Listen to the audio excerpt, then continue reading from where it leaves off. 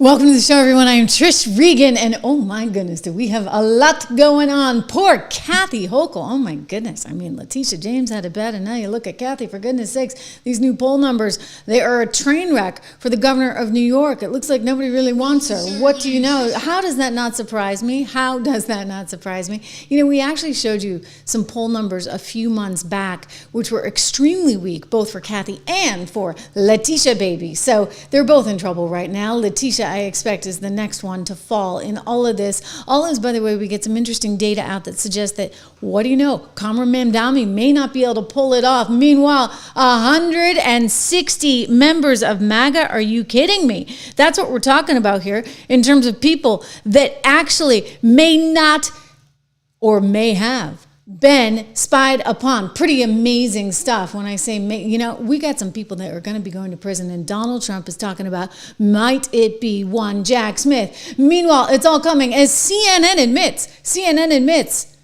just as Bill Gates admits. I guess like he's the kingpin here. If Bill Gates says it, then you can say it. CNN admits, you know, people aren't really into the whole climate change thing. Like, it's really just not resonating.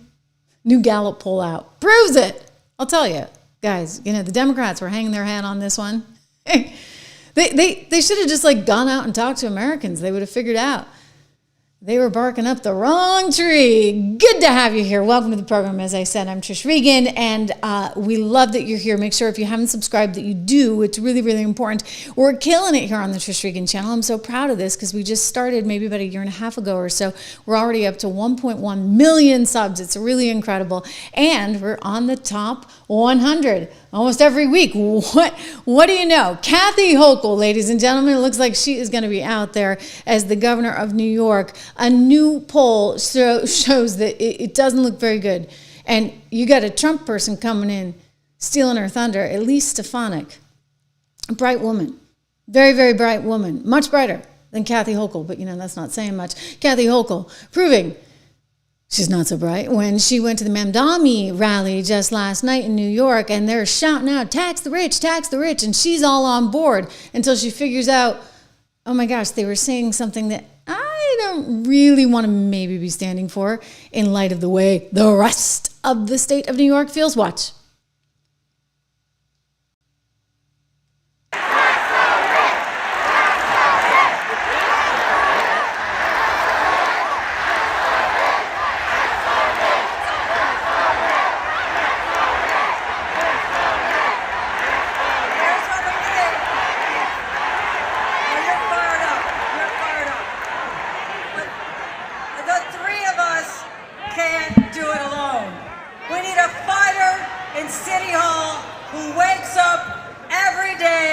Ready to punch and fight for the working people of the city, and that person is Mamdani.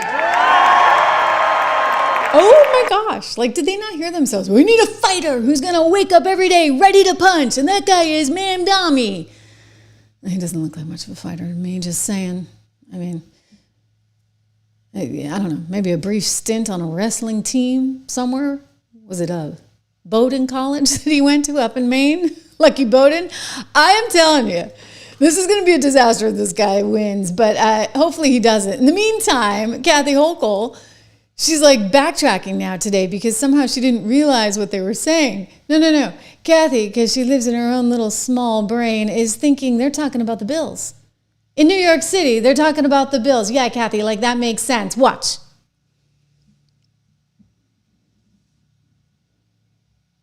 Do we have it? Let's try again. I thought there was...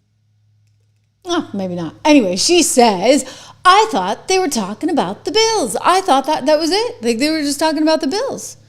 You know, they were fired up for the bills. No, Kathy, I know you like the bills. You know what? My husband likes the bills too. He's from Buffalo. You know, you have to like the bills if you're from Buffalo. He also says it builds character. Yeah, it does. Okay, Kathy, we know that you like the bills, but you were in New York City at a Mamdani rally. They're shouting, tax the rich. They're mad at you because you're not taxing enough because you say you're not going to go along with all this. Well, I'll tell you, you are damned if you do and you're damned if you don't, because I'm looking at the polls and they're not so hot now, are they? Here, take a look at this, you guys. Shock poll. Trump loyalist Elise Stefanik best Kathy Hochul in New York governor's race. Yeah, that's what's going on. I'm telling you, the whole world is going MAGA because the whole world is actually coming back to its senses. And Kathy, you're just going to have to deal with it, okay? So right now we're looking at Elise Stefanik, the former congresswoman from the state of New York, probably winning the governor's seat. She shocked Kathy just a short time ago when she announced that she was going to be running for governor. Now she's shocking her even more because this is an earthquake, okay? You're suddenly going to be looking at a very, they're calling it a purple state here at the Manhattan Institute. These are the guys that did the poll, and they're saying there's this Stefanik lead that's happening statewide. While the Democrats may take New York City, when you look at everything else that's happening, and this gels with everything I've told you about Letitia James, who we're going to get to in a minute, but this is the reality, folks. Letitia James is struggling and suffering in her poll data that we saw as recently as last spring, which was actually quite a while ago, if you think of everything that's happened, including the indictment since then. And now you got this one, Stefanik, who's going to take over for one Kathy Hochul. But you get it, right? Because people aren't happy.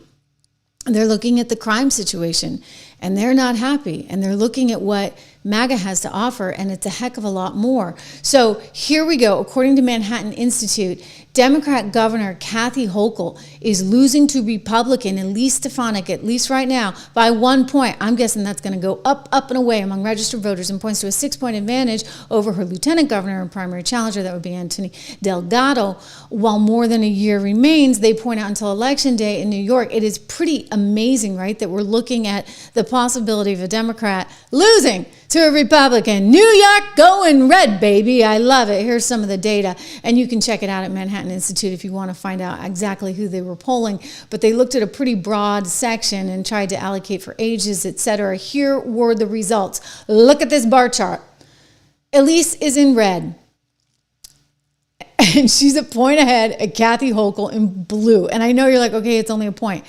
But this is big. This is big because I'll tell you why it's big. Because, you know, New York is such a blue, blue, blue state. The idea of a Republican winning there, it's like an earthquake. And when I look at some of the boroughs and what's happened in the boroughs, it's also an earthquake. Because you saw, for example, in places like Queens, Donald Trump picked up a lot of votes that he normally wouldn't have picked up. And they don't know what to make of that, you guys. I mean, this is unprecedented territory. The idea that you could have now a Democrat losing to a Republican, and a Trump Republican at that. But I'll tell you, you go outside in New York City and you see Trump signs everywhere. As I mentioned, my husband's from Buffalo, and we'll go up to Lockport, actually, in New York, and we're just like, wow. I mean, the Trump signs are everywhere.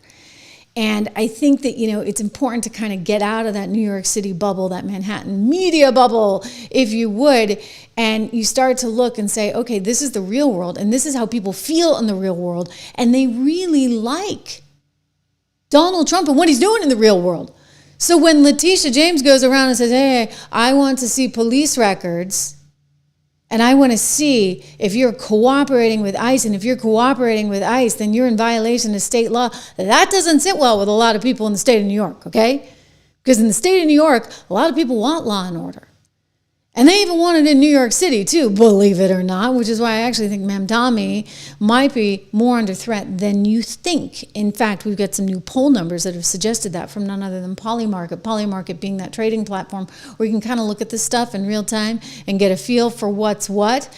Because, you know, money talks, as they say, and Mamdani, if he doesn't pull off New York, then wow, you really are seeing the sea change. Granted, it's still going to go to another Democrat, Cuomo, and a Democrat that not many of us have much admiration for, shall we say, but still important to think about this, the context in which this is all happening, because I think it spells trouble for Letitia James as well.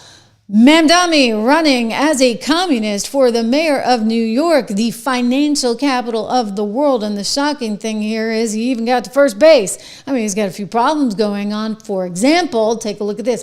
Mamdani faces criminal referrals over alleged foreign donations to his New York City mayoral campaign. So this is coming up, and it's kind of a big deal because he's being accused, if you would, of taking foreign donations. Now, some would say, oh, you know, one of them was just from his mom, no big deal, and he returned it.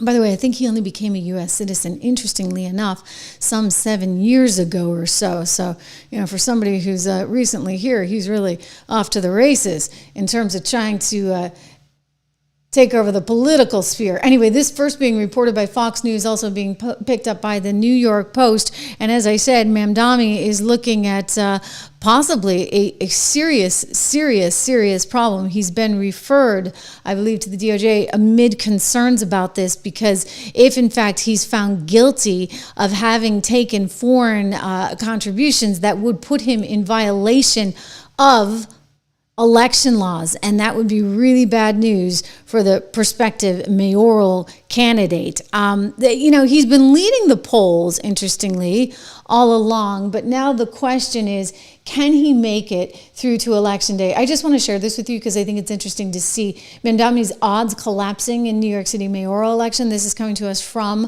Polymarket. Our friends at Polymarket have actually been pretty spot on, and it's not them. It's actually just everyday, you know, people that are betting on this, albeit not Americans, because Americans can't bet on this, but you go around the world and everybody's like placing bets on what's going to happen. And we saw, what did we see in Polymarket ahead of the election? I kept saying he's going to win, he's going to win, he's going to win. Donald Trump was climbing like nobody's business as Kamala Harris started to crater in the Polymarket numbers. And so while you may not have like real polls to be relying on in this environment, I think it's important to consider that. It's all happening, guys, as we look at Letitia James increasingly under fire. I don't know how she makes it through this election. I mean, I really mean that. I really don't. She doesn't quite have the charm and appeal, shall we say, of one AOC, if you want to call it that. In a time such as this, we are not the crazy ones, New York City. We are not the outlandish ones, New York City. They want us to think we are crazy. We are sane. You keep telling yourself that. Okay, you keep telling yourself that. You and Comrade Mamdani and some of your other little friends in the club, you keep telling yourself you're the stupid ones. I actually think you're totally crazy, totally off your rocker. By the way, frankly, dare I say, a bit stupid. Stupido, okay? Stupido. AOC. She's quite dumb, despite apparently studying economics at BU. Boston University must have a very special brand of economics there called communism. Okay, so they like communism and socialism, and they think they can take from you and give to him and him and him and her and her and her. Oh, why not just open up the entire world so everybody can come here, and we can give them more free hotel rooms at the Roosevelt Hotel, which was once 4 or 5 stars, and we can continue to provide maid service there at the Roosevelt Hotel, and we can give them those $300 and something change vouchers in those forms of those little credit cards along with cell phones, etc. Just vote for AOC and Mamdani, right? I'm telling you, it's never worked anywhere. You take your pick. You go all around the world. You tell me one place where communism works or socialism, the brand of which they want, works. It doesn't. Okay, so when I say stúpida, I guess I need to say stúpida para ella. Okay, I speak Spanish better than her, frankly. AOC, Alexandria Ocasio-Cortez, who doesn't speak Spanish. Give me a break. And then you get this Mamdani guy who's out there saying, oh, my aunt, she couldn't ride the subway after 9/11 because she was so worried about her hijab, he says in a very fancy accent. And it turns out his aunt didn't even live in New York City at that particular time. So they're a bunch of liars, and they're just trying to get elected. And I don't think they have the best interest of you or the country or anyone at heart. I mean that. So what does it mean for Letitia? Look, I would just say Letitia's in a whole bunch of trouble right now. Whether or not she gets elected again, you know what? That should be the least of her worries, because If I'm Letitia, I'm worried about spending 60 years in the slammer. I mean, we're talking 2 homes there that are a problem in Virginia, in Norfolk. I'm talking about, that mortgage that she got with daddy where she said he was her husband. Like back in 1983, I'm seeing a pattern, right? Just look at the nieces. You really got a pattern. I know. You can't pick your family, but still. So Letitia's got her issues, and then you get the brownstone in Brooklyn, right? Don't forget about that one where she's lying about how many units she's got. I think if I were Letitia, I wouldn't really be that concerned about my election chances. They're bad, though. Headline is, they were bad before, and they're even worse now. So she was already underwater, performing quite poorly, less than Kathy Hochul. Imagine that, who's now going to get beaten by Elise Stefanik. So she's in a whole lot of trouble. But, she's just doubling down on nonsense, doubling down on what you would expect, that somehow this is her as the victim. I mean, it's kind of priceless. It's like these people have no appreciation for irony whatsoever. But this is not about me. This is about all of us. And about a justice system which has been weaponized. A justice system which has been used as a tool of revenge.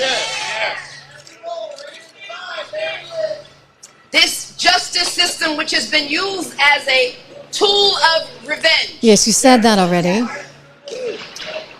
And a weapon against those individuals who simply did their job and who stood up for the rule of law.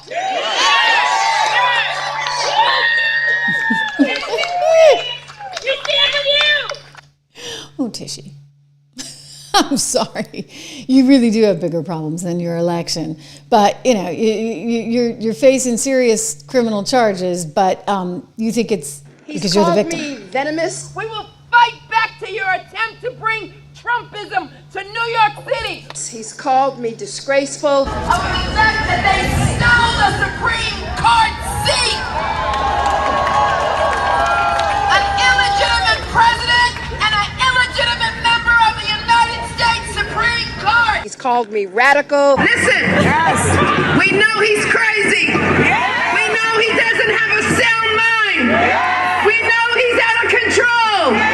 We know he's losing it. We know his days are numbered and we will come together. He's called me a racist. We've got to stand up to an administration which is too male, too pale, and too stale.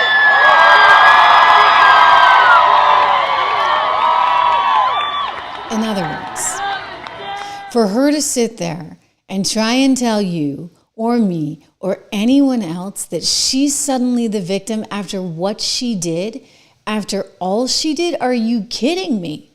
I mean, this is a woman that tried to bankrupt somebody because he might run for president again. I mean, think of how outrageous that is, how bad that is. I'm telling you, though, she's coming unhinged. Here she is at a Mamdani rally, and you could feel it, right? Like, let's go back to this clip, because this happened just after she got the news that she was indeed being indicted, and probably it was all going to come out about the nieces and their dubious historic past, including the fact that one was evading her parole officer. She's supposed to be in North Carolina, but there she is at Auntie Tishy's house in Virginia. I mean, unbelievable. She knew this was going to come out, and you can kind of hear it in her voice, how scared she is. She ought to be scared. Scared you know what-less. Oh, we might not be able to. Can we see her? Can we see her? Can we see her? See, I know what it feels like to be attacked for just doing your job. Really? Really? But I also know what it feels like to overcome adversity. And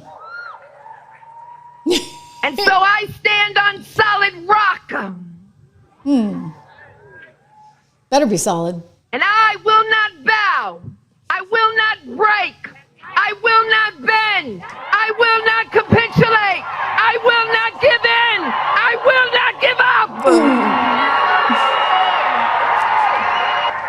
You come for me, you gotta come to all of us.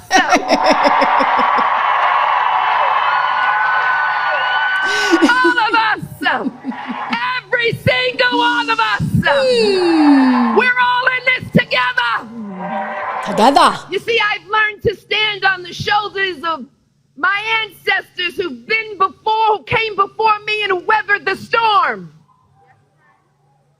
I see. And despite being seared with scars, Woo! they survived. Okay, so we're going back to racism. If they can survive, so will we. Oh, because it's somehow racism that you're under attack? Over the last few days, I've summoned their strength and their courage. And I will keep fighting for justice. I will keep fighting for New Yorkers. I will keep fighting the aggressive policies of Washington, D.C., and I will not stop. You know what? I'm worried for her. Really, I mean, I think she actually is going to be in massive trouble. So she's also, if you look at the lower third on the screen, Tom Homan has referred her to the DOJ. This is like one more thing for Letitia, right? Because she's trying to impede law enforcement. She does not want any cooperation with New York law enforcement, with ICE, and this is now increasingly becoming an issue. It's why you have the National Guard going into Chicago or going into Portland or going in soon to San Francisco, and everybody's freaking out about it. But there they are in Memphis, and the people in Memphis are like, woohoo, thank you, finally, like we feel a little bit safer. They're going to be coming into New York as well, and if she continues to impede them, then she is going to have another issue that she is facing with none other than the Department of Justice. I mean, this is a woman who made it her political career to go after Donald Trump, and she went after him, accusing him of inflating the value of Mar-a-Lago so as he could get a better priced mortgage, and that he worked out some kind of deal with his bankers over at Deutsche Bank. I remember the speculation about Deutsche Bank way back in 2016, right? Deutsche Bank, the German bank, was somehow under fire from Democrats because, he was the lender to Donald Trump. And then there were questions, were there really Russians involved in this, that, and the other? I mean, it all turned out to be nothing, but they were chasing this like a wild goose chase, all while, by the way, they had their own suspicious past. Here's the 1983 document, Letitia James and her father, Robert. There she is. She's listed. Check it out, guys, as his wife. Like, I mean, maybe you get a statute of limitations on that. I don't know. But that's a little, I mean, you want to talk about lying on the mortgage application, Letitia. I got it for you right there. Okay? That's a lie. You were his daughter, not his wife. I mean, I haven't heard her try and explain that one away. On the first house in Richmond, it was, because that was her power of attorney, and the power of attorney screwed up. And then on the second house in Richmond, that was because, we don't know. You see, she really doesn't have an excuse on this one other than to say, it's baseless. Well, on the second house, you might have a little bit of a problem because you see, you signed a mortgage that said, here, I've got a copy here. This is the second home rider on the second home in Virginia. So the allegation is that she was treating this as an income property, yet signed up for it as a second home rider. So as a second home, the mortgage rate is lower, maybe 0.8% lower than it would be on a property that's going to be a rental income. Why? Because we've talked about this before. If you're in financial trouble, what do you pay off first? Your own house that you're living in. What do you pay off second? Your vacation house that you might sometimes live in. And what do you pay off last? Your income property. That's the one you're going to get rid of first. That's how the bank manages these. So there's a hierarchy. So here you are, Letitia, allegedly lying on this second home rider application, which means you could get up to 60 years, okay? Up to 60 years in the slammer for this stuff. So yeah, I wouldn't really be worried about the election. I realize she probably is, but she's got lots of problems to be considering right now. I mean, a whole lot of problems. My gosh, just one thing after another. It's kind of remarkable. I keep saying this, but you can't make it up. You just can't make it up. You know what else you can't make up? All this mapping of the MAGA movement. Donald Trump has no use for this. In fact, he is out with a new Truth Social post writing today, these thugs should all be investigated and put in prison. it has come out, you see, that 160 members of the MAGA community were being spied upon by Jack Smith and his cronies. That is what the FBI is reporting. They have dug it up through their investigation. Arctic Frost, as it is known, Bongino Cash, they're all over this. And you see a story there, the headline from Just the News, more than 160 Republicans potentially investigated in FBI's Arctic Frost probe, according to new House documents that apparently the FBI has released. So the president's like, okay, prison time. A disgrace to humanity, he writes. Deranged Jack Smith is a criminal. So there, he's over in South Korea having a party. They're giving him a crown and everything, which is kind of funny and ironic, right? Given the No Kings protests. I think he likes the crown. It's beautiful. Gold and everything. Anyway, a lovely gift. It's not actually his. It will go to, the museum or whatever at the White House or the library, but he's getting a crown. And he's over there, and he manages to send out this, which just sends everyone right into a tizzy. These thugs should be investigated and put in prison. A disgrace to humanity. Who would agree with that besides myself? Jason Chaffetz, a former colleague of mine over at Fox, and also he's the former congressman from Utah. Let's go to him. But then you got to remember. Oh, we're having a little stickiness today. But then you got to remember that it was the Obama administration that had allegations of spying on, the media, the Associated Press, James Rosen, others remember what happened in the Senate under them. Then you have Biden come along. Now you've got what Jack Smith is doing here in his allegations, and the way he went after Donald Trump, with bringing cameras in tow, guns ablazing into Mar-a-Lago to go through Melania Trump's unmentionables door. Seriously? This is so out of control. There needs to be accountability. Yeah, there needs to be accountability. I'm sorry. And you know what Jason brings up that's super important? Who it started with. Okay, because that was Obama. Barack Obama went after my friend James Rosen, who at the time was a Fox News correspondent. And he also went after Cheryl Atkinson, who's another former colleague of mine. Gosh, I've been around, right? Who was at CBS News. Cheryl Atkinson was furious because she was accusing them of breaking into her computer. So this was all coming out, all right? So Obama had his thing, and he did not like journalists who were not carrying the water for him. He had that guy, Ben Rhodes, remember?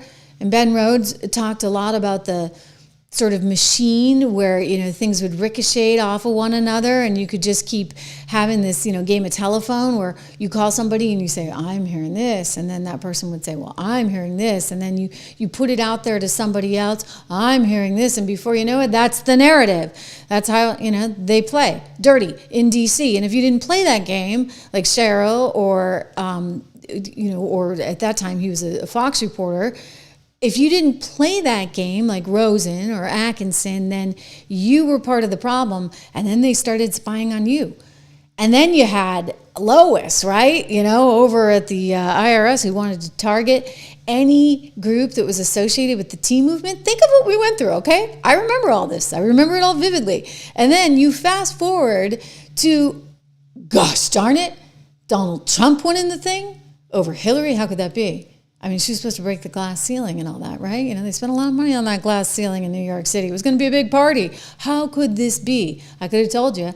I mean, again, get outside of your bubble, people. Go out into the rest of the country and see how the rest of America feels. It was pretty obvious to me. I kept saying, don't count him out, don't count him out, don't count him out.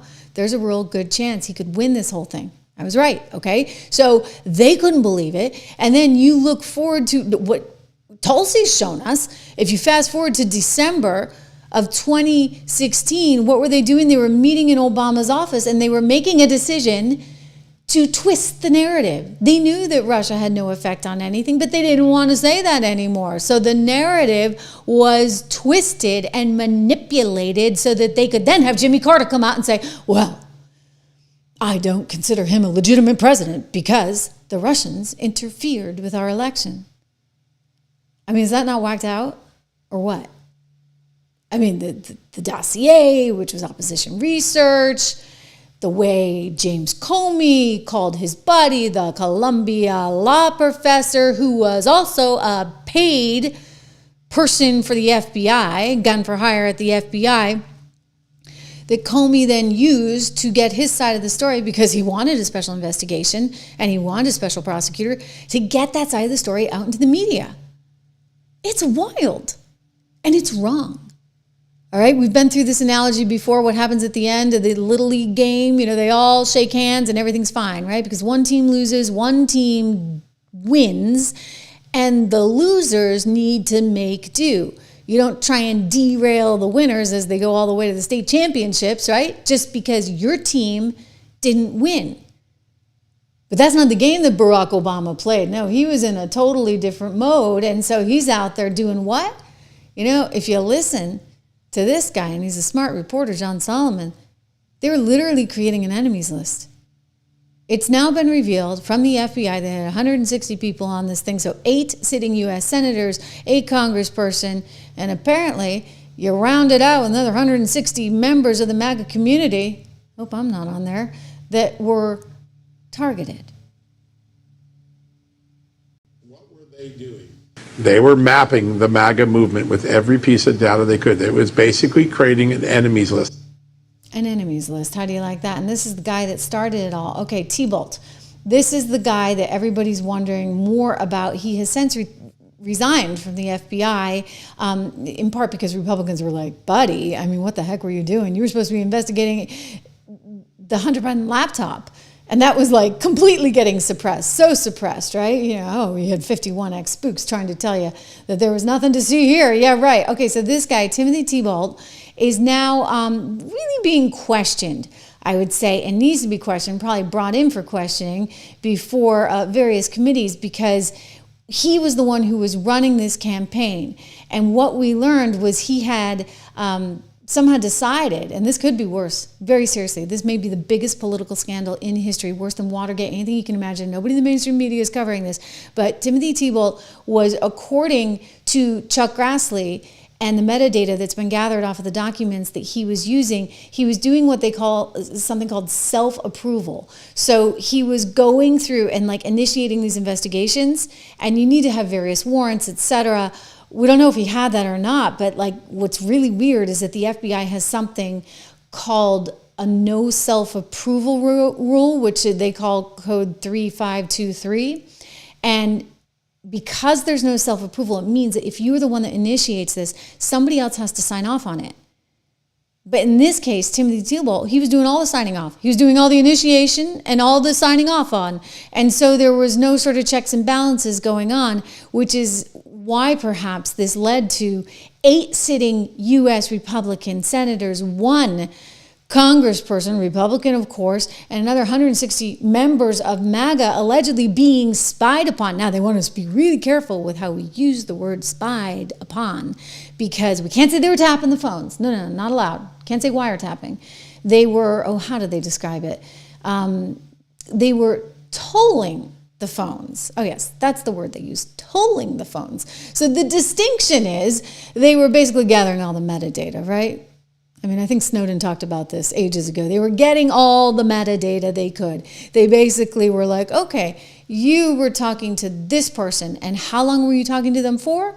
And where was your location? And where was that person's location? And so as a result, they have something like, 30 million phone records. Outrageous, crazy, like this should not be happening. Again, the no self-approval rule would have prevented it under any other normal situation. But I'm guessing Obama didn't play by the rules. And it doesn't seem like Joe Biden really played by the rules either. I mean, I don't even know if he knew what the rules were, whether anybody was doing anything. I mean, that would be a great defense for him, right? Because he's obviously clueless on a number of things. The thing is that you can't actually do what they were doing without getting the appropriate warrants. So there's the Wiretap Act, there's the Computer Fraud and Abuse Act, there's state privacy, eavesdropping laws. Like you can't actually do this. So they were going after 160 members. I'm assuming some private citizens. I do believe Steve Bannon is in that group. If you go to the Bees, you see a big Steve Bannon. So he was a target of theirs. They were going after anyone that had contact with the Trump White House. And that's really disturbing and really scary. But that is apparently the world in which we live. And I also would just say, what were they doing with the data? Apparently, they were gathering this data like way after the fact. Way after it was allegedly, some kind of investigation into January 6th. And then when the January 6th committee was dissolved, they kept on gathering the data. Now, why would they keep gathering the data? Apparently, they wanted to then hand that over to the FBI to have like a whole new round of going after Republicans when Donald Trump decided he was going to run for office again. I guess they really didn't want him finding any of this out, now did they? Plot gets stopped by the American people in December 2022 because Americans choose Republicans come in, the Democrats get thrown out of the House. A year later, when Adam Kinzinger is no longer a member of the committee, he's no longer a member of the House, he no longer has protection of the speech and debate clause, he's calling up the FBI and trying to give them these records, which, by the way, the FBI would never have been able to get this large a swath of records. It's just too broad a request, right? There wouldn't be a legitimate investigative need for that many records. He's trying to say, hey, I don't know, but let's just get them to you guys. He's making that call in December of 2023, 4 years after most of the cases have already been brought in January 6th. Why is he doing that? He's not doing it for some legislative purpose. He's not doing it for some criminal purpose, because J6 is mostly solved by that point. He's doing it to try to give the FBI one more piece of weaponry to stop Donald Trump from winning the presidency in 24. That's what is so concerning. It's a civil liberties violation that then gets politically weaponized by offering it to the FBI. Messed up.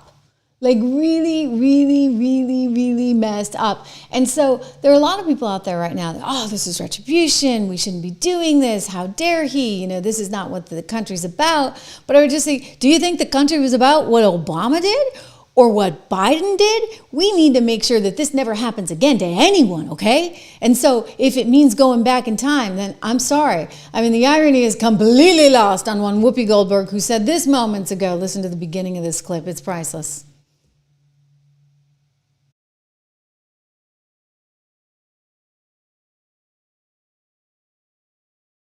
Okay, we get the tech department not cooperating with me here today. What could be going on? Oh, well, I'll just sum it up. So Whoopi Goldberg went on her show and she said, I don't know why we have to go back and look at all this stuff, like the past. Like we should be focused on the shutdown. We should be focused on this. We should be focused on that. And it's like, no, Whoopi. Like the irony of this is, what do you think? What do you think Biden did for 4 whole years? What do you think Arctic frost was about but going back and trying to go after the other side the entire time? It is really, really bad. But I tell you this, you know what? They got it coming. And there's going to be some heads that roll. I promise you that. I really do. I promise you that. Another big story I want to tell you about today. We've been talking about this one actually for a little while. In fact, the last couple of days we've been leading with this.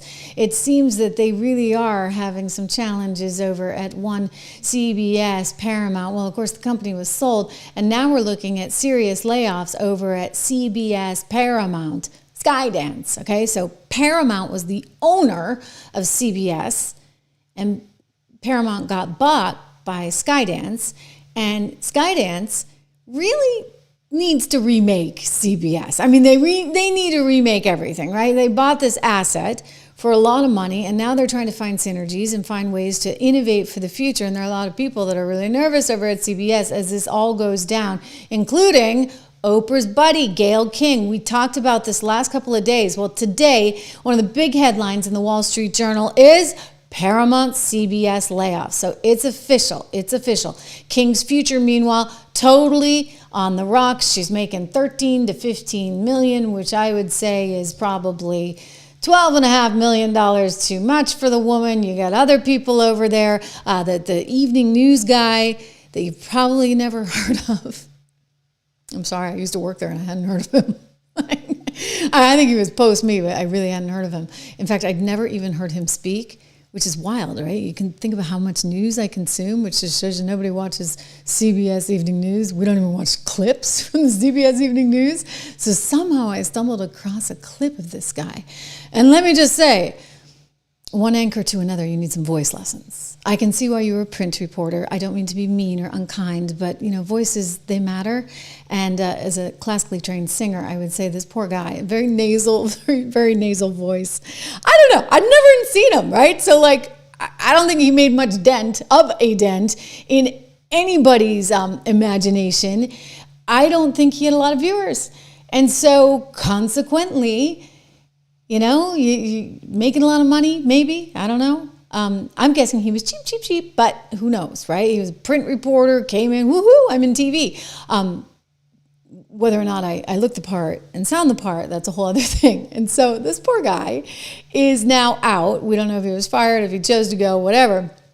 But let's just say Barry is making some changes. And Barry means business, and Barry runs a good business. Barry created the Free Press, and she left the New York Times because New York Times was clearly not a fair place. Now, whether or not she can pull it off when it comes to TV, I don't know. But I'm willing to listen and be entertained from the sidelines, that is. Don't worry, not going anywhere, never would.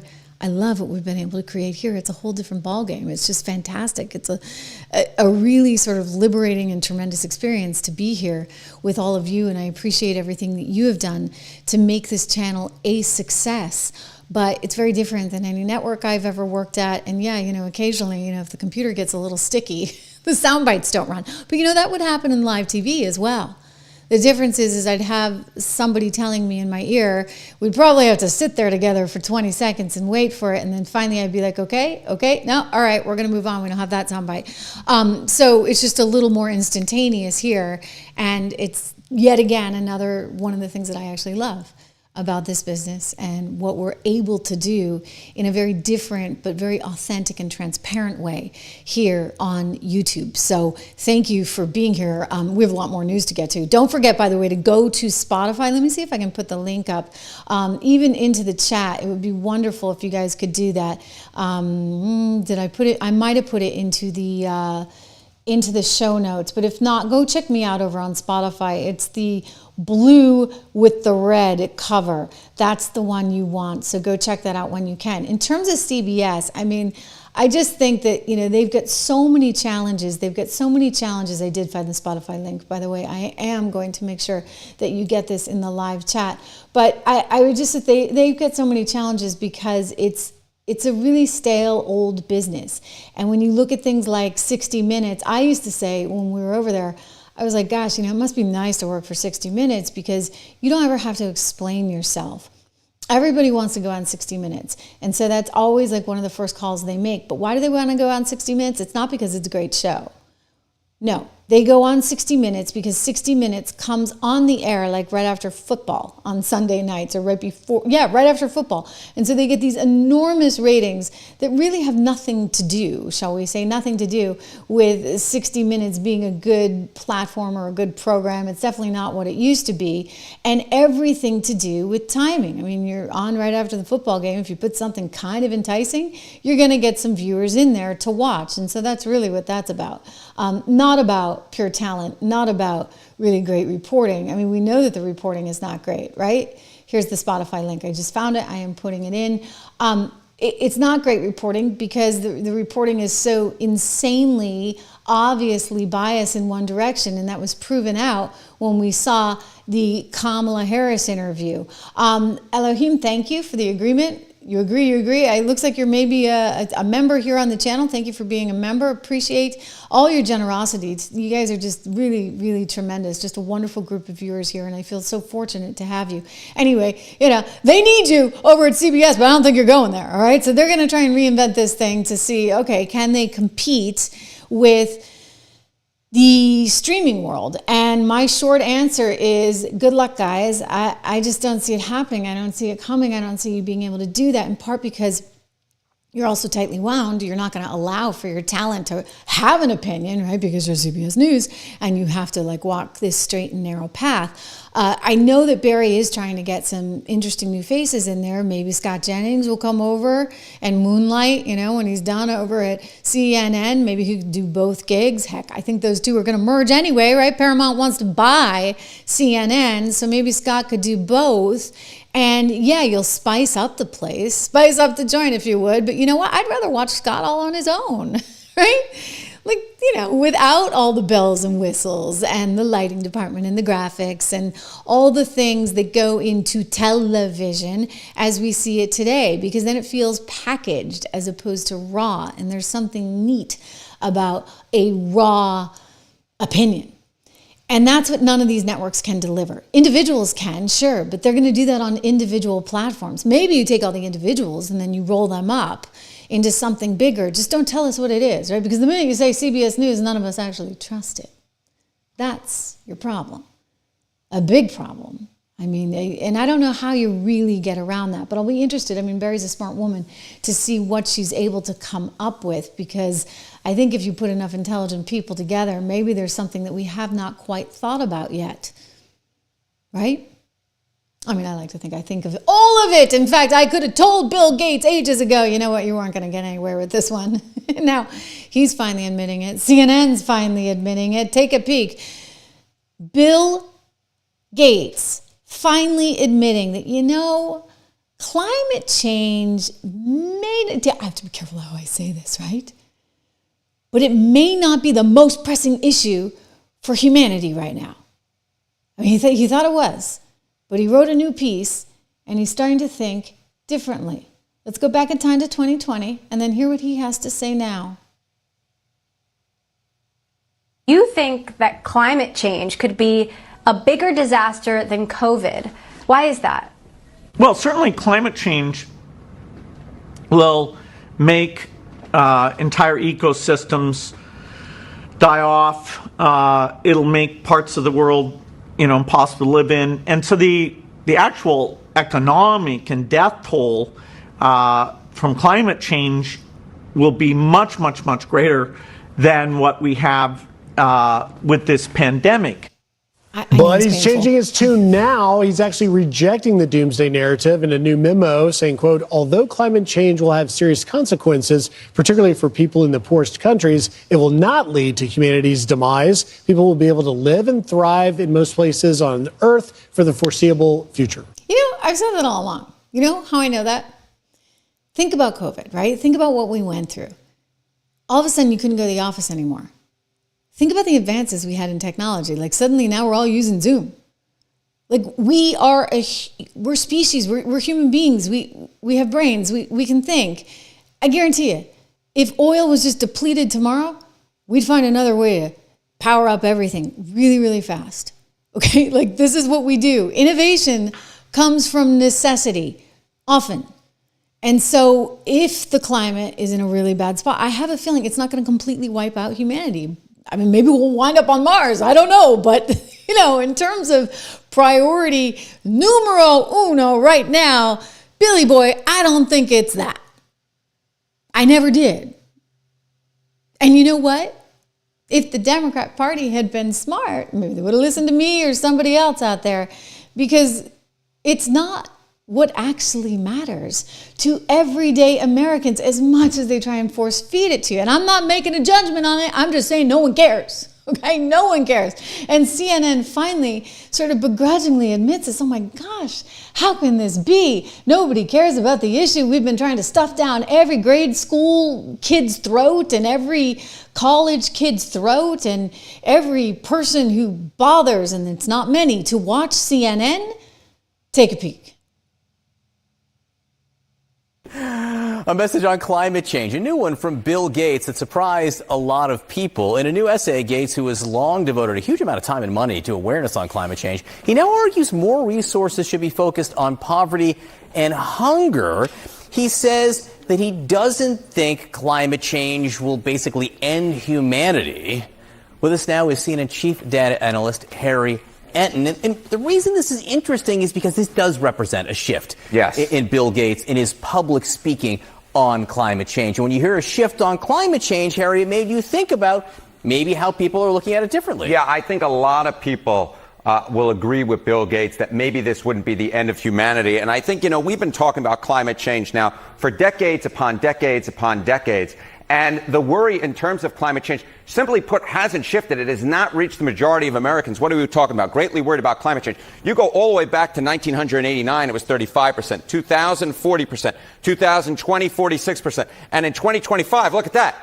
It's 40%, the same number as we had 25 years ago back in 2000, and then only just 5 points higher than we had back in 1989. Really, we've just seen consistency on this issue. The bottom line is that the climate change message that folks who, of course, believe that climate change is real and is quite worrisome, simply put, has not really worked with the American people. So greatly worried. You say greatly worried. I mean, so people say they're greatly worried, 40%, but how worried? Really? Is it the biggest thing they're worried about? Yeah, it is not anywhere close. It's not, okay?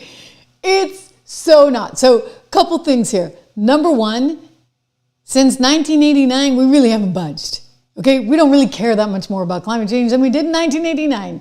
And, we're right back where we were in the year 2000. We've dropped 6 points since 2020. I mean, that was, 2020 when people were stuck at home and had nothing better to do than sit there and worry about climate change. And now it's come down 6 points. Well, 40%, right back where we were in the year 2000 and about where we were in 1989, not much higher. I have a feeling it's going to continue to move lower on those charts. Sorry to all the people that are so passionate. I don't know what Greta's going to do. I really don't know what that poor little girl is going to do now that she doesn't have this to crusade on. Oh, I guess she's got the PLO stuff, right? She's already going to find something. Anyway, let's keep going because it gets even worse, shall we say, for those that are so passionate about this because they're realizing they're all alone.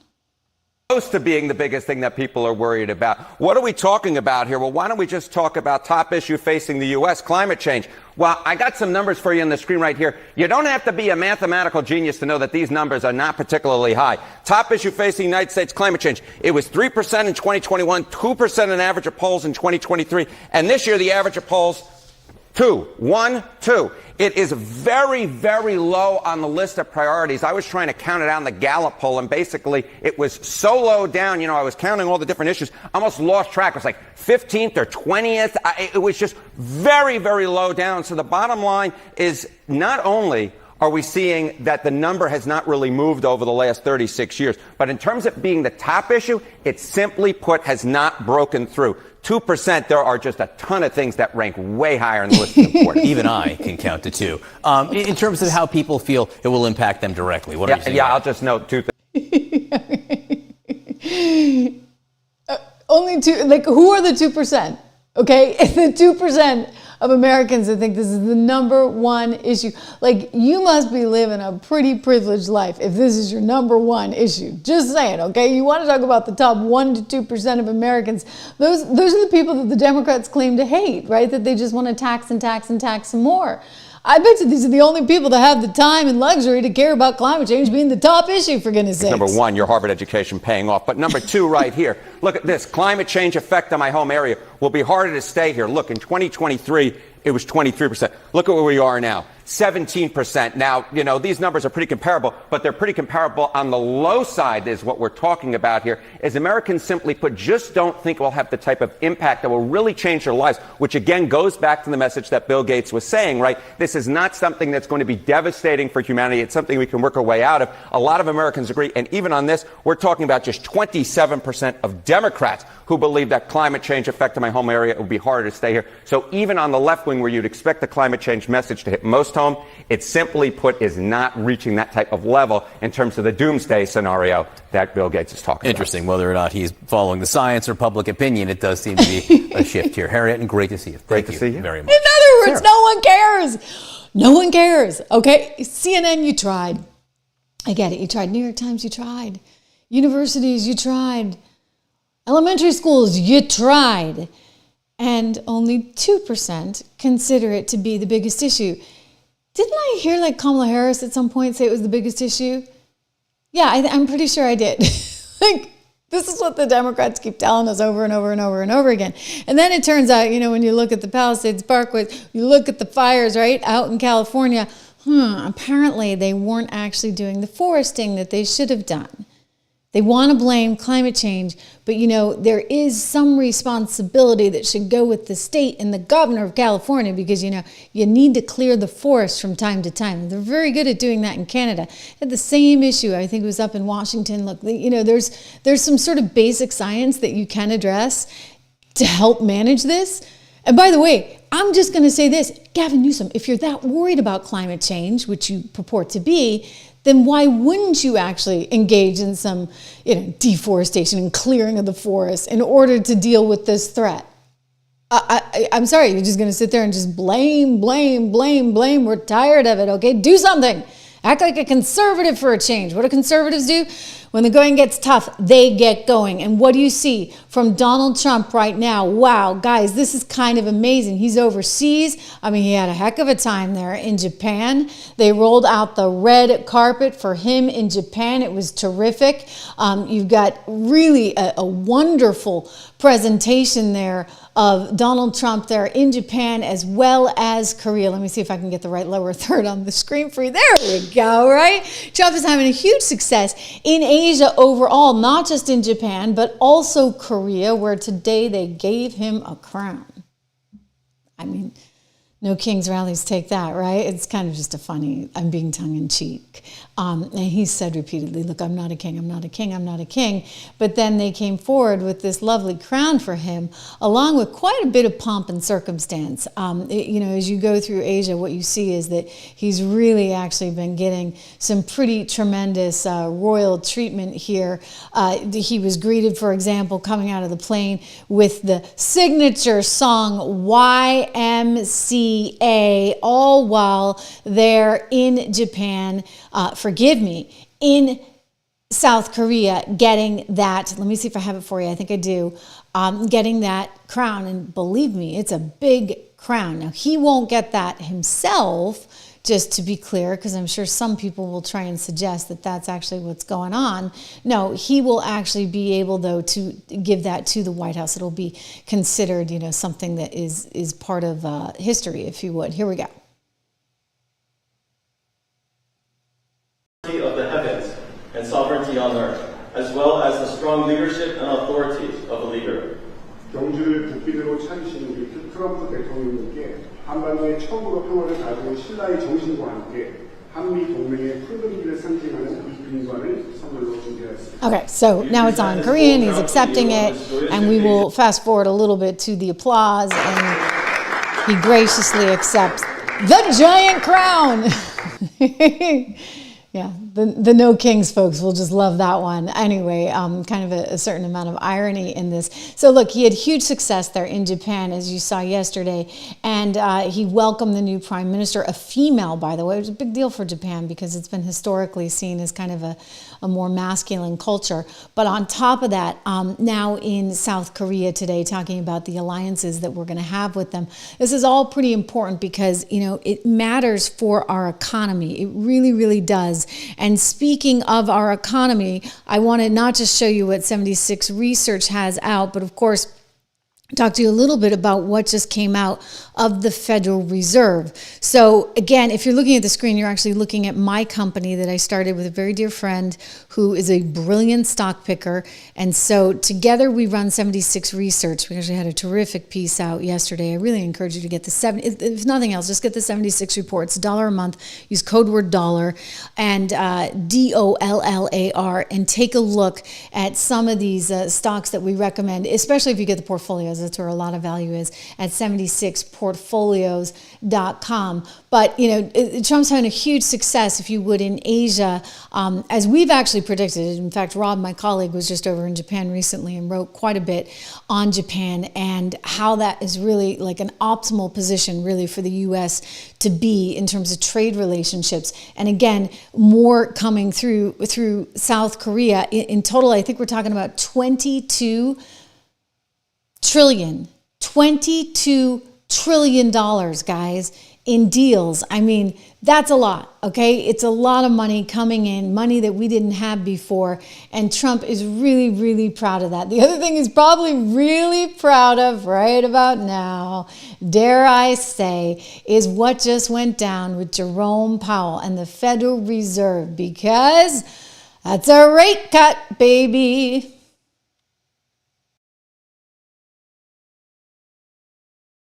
Boy, oh boy. Boy, oh boy, oh boy. Dare I try it again? And I had such a good intro too to it, right? I wanted to show you what Powell was saying, or at least a little report on it, because the market right now, taking it in stride, we're seeing the market selling off a little bit, but basically it's the second rate cut this year. They're cutting interest rates by 0.25%. Let me put this up on the screen for you. The market kind of just, expected this. I mean, in fact, I was on the phone with my colleague at 76 Research this morning, Rob, and I said, what do you think? And he said, I think we're going to get a 25 basis point cut. 25 basis points cut is the cut. So interest rates go down. Let's see if I can type and talk at the same time. Cuts by 25 bibs, as we like to call it, right? So that's something. I think people would have gotten nervous. It had been 50 basis points, a half a percentage point. In this case, it's a quarter. And the idea is to try and stimulate the economy through lower rates, because a lot of people are facing high rates on their car loans or on their mortgage loans. And so Trump is really aggressively campaigning. The good news is we actually have inflation coming down too, so it gives the Federal Reserve this room to move on interest rates. So this overall is a good thing. In terms of how the market's taking it, I can tell you the S&P's off slightly, the Dow Jones Industrial Average off slightly, the NASDAQ up about 0.25%. I would just say this, you know what? It was baked in. Everybody kind of saw this one coming, and so that's still good news, though. You know what? Still good news. He is meeting with Xi tomorrow. I'm going to put this on the lower third as well. He is meeting with President Xi out of China tomorrow. That's a big deal. So a lot happening in terms of our Asia relationships right now. Japan kicking in $550 billion. Nice. They got deals up the wazoo out of South Korea as well. And he wants to try and come to some kind of trade agreement with China. I will tell you, he gets the economy unlike any president I think in my lifetime we've ever had. I mean, granted, Reagan was a capitalist who believed in free markets and free market capitalism and the beauty of all that. But Donald Trump has really lived it, right? Because Donald Trump is a business person, period, flat out. And that's what makes him special and unique and kind of unlike anybody else we've ever had there. It's kind of tremendous to see. It's tremendous to have you all here. Thank you for being here. Make sure if you have not, do me the favor of subscribing to the channel. It's really important. And hit the bell so you know exactly when I'm live here every day. Make sure you hit for all notifications on the Trish Regan channel. I will see you right back here live tomorrow.